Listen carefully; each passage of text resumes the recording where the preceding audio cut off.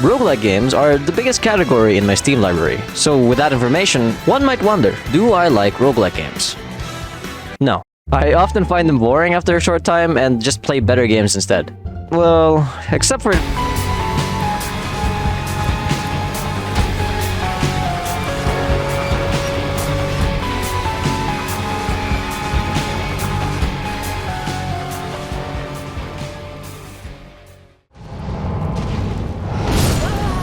Death is essential to the human psyche. It makes our time being alive worth living, makes decisions matter, and gives us a time limit to do things that we want. I am not qualified to talk about this stuff, but this is probably how the rogue genre became popular. Permadeath is the only persistent quality of all roguelike games, and on that basis, the rest of the game is designed around. Die and lose it all, or win. Just try to imagine a roguelike game, but you can respawn and nothing is lost when you die. It's atrocious. So with that in mind, is it fair to judge a roguelike game by how it kills you?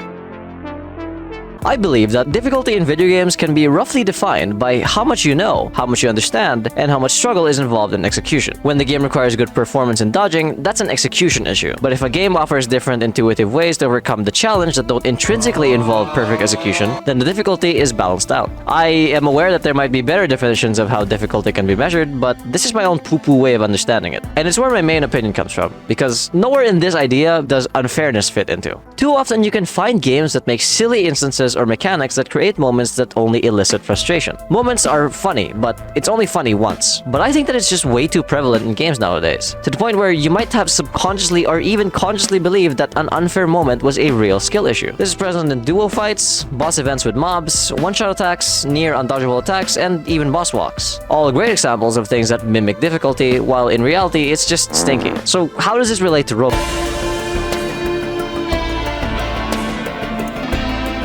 The Binding of Isaac Repentance is arguably the most popular roguelike game. It makes sense, it's got so much content and so much variety, with that just edgy enough tone with its story and presentation. But for me, Binding of Isaac is just that one game that makes me say Enya, and I'm not alone. The second most notable feature of roguelike games is randomness. Random worlds, random items, random enemies. The combinations are endless. This is a great feature, but it's also a problem. I wasn't actually planning to take apart the entirety of Binding of Isaac. It's just the best example because it's the worst perpetrator. Roguelikes are unfair by definition. You will be constantly facing the brunt of randomness, and oftentimes you are not equipped to handle unmatched situations. You can have bad items for strong bosses, single target damage against a horde of enemies, or undodgeable attacks against characters that can only get hit once. Now, if that's the appeal for you, then cool. I'm not calling you a loser. The game is. In Binding of Isaac, the deaths are plenty, and the bullshit is real, while the items that would make at least a satisfying run are very lacking. And don't even tell me the combat of this game is developed, because that could have been the only saving grace for a situation like this. But it's not there, and because of that, death starts to lose meaning. I would much rather end the run and stop playing, instead of hoping it'll get interesting at some point just to get snuffed out in a second. This game isn't hard, it's unfun. So I ask again, is it fair to judge a roguelike game by how it kills you? That's just the first reason I stopped playing roguelikes after a short time. Now let's talk about the combat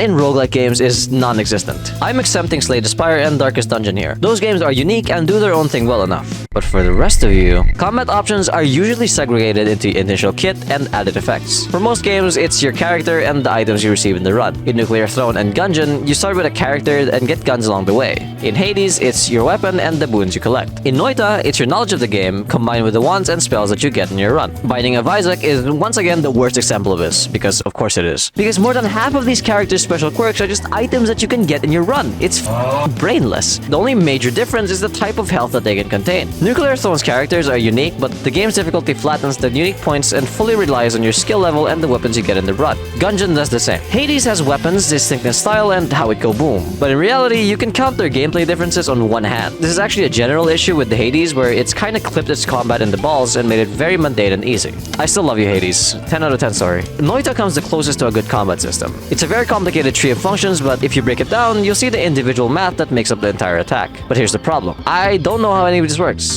and I never will. I'm completely serious that if Noita were just more transparent and accessible, this video would be about that instead.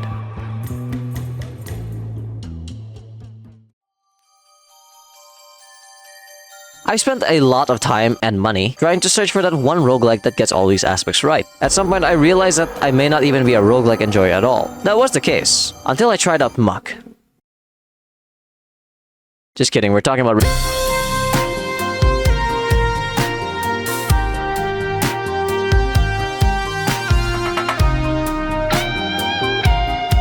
Risk of Rain 2 is a roguelike third-person shooter, mostly known for its difficulty increasing over time. But to me, it's the roguelike that did it right. And every single time I play this game, I will always enjoy it. That's new for a roguelike. But before I start spitting compliments, I should explain why I like this game.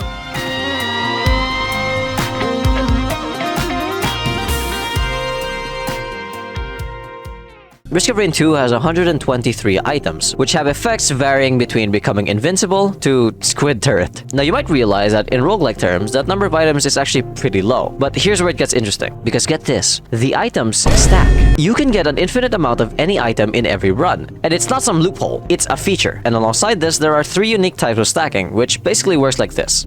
This means that you can possibly get a critical strike on every hit, bleed stacking on every hit, or deploy Fat Man after killing one enemy. And this isn't even mentioning the synergies. So now you might wonder, how did they balance this? Well, the answer is actually quite simple. Take the player's power level and let them have a taste of it. Yep, that's right. The most intuitive solution to the problem of life is death.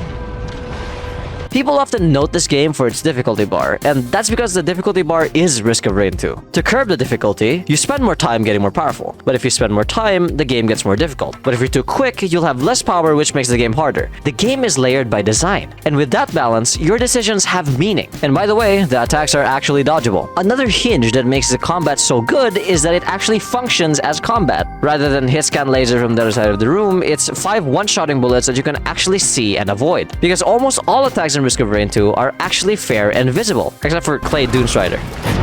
But the point is, it really wouldn't take a Korean kid with no mic just to dodge the attacks, even with the variations between the characters. Wait, did I mention that this game has...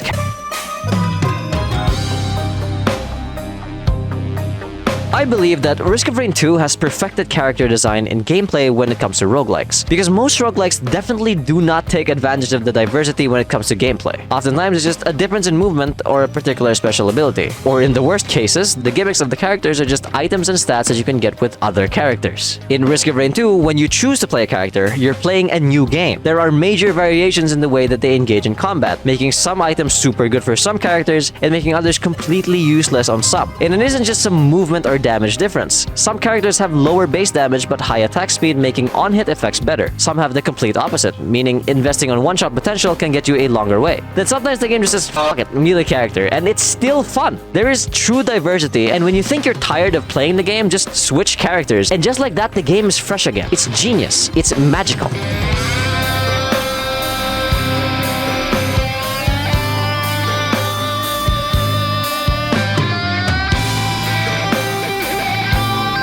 Why are most roguelikes top-down 2D? From a technical standpoint, I can actually understand why it's more desirable for an indie studio to make a 2D game, but on a personal level, I believe that the world of Risk of Rain 2 adds a lot more to the gameplay and presentation in a way that top-down games just can't scratch. You know, like another dimension. Risk of Rain 2 takes place on an alien planet called Petrichor 5, and they f***ing sell you on this. Every environment that you fight in oozes so much wonder, but just enough familiarity to fool you into feeling comfortable. The plants are weird as hell, the verticality and the scale is foreign. Massive structures rise up and take the stage like something important happened here. And this alien design bleeds into the creatures that you fight. They're familiar. You might have even seen them under your bed, but something is just off. It's alien. This goes as far as the music as well. Just listen to this.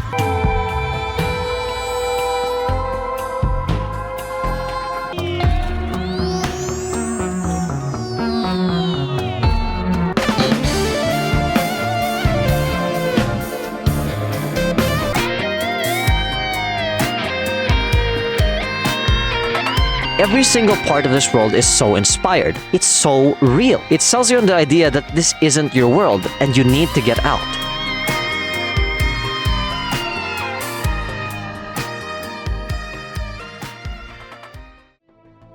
Risk of Rain 2 will stay in my best games list for a very long while, and it'll be the only roguelike that I will actually come back to for hours at a time. It's a beautiful game that gets all the perfect beats just right. And if you haven't played it yet, you really should. I've gone through very minimal spoilers for this video, and there's a lot for the adventurous mind to explore. 9.9 out of 10. Best roguelike so far. Thanks for watching, and leave your well-composed arguments in the comments. I will respond. I'm gonna leave you with some clips of me being bad at this game, and if you want to see more, then by the time this video comes out, I will be streaming over at my second channel, so make sure you go over there. Thank you for watching. Oh no no no no no no no no no no no no no! Oh no no no no no no no no no no! Oh no! How the fuck am I alive? I'm gonna activate this.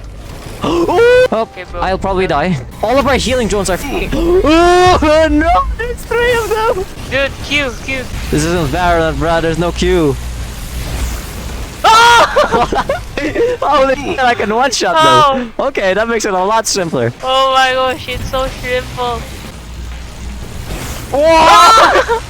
Skeleton! Oh, it's so simple.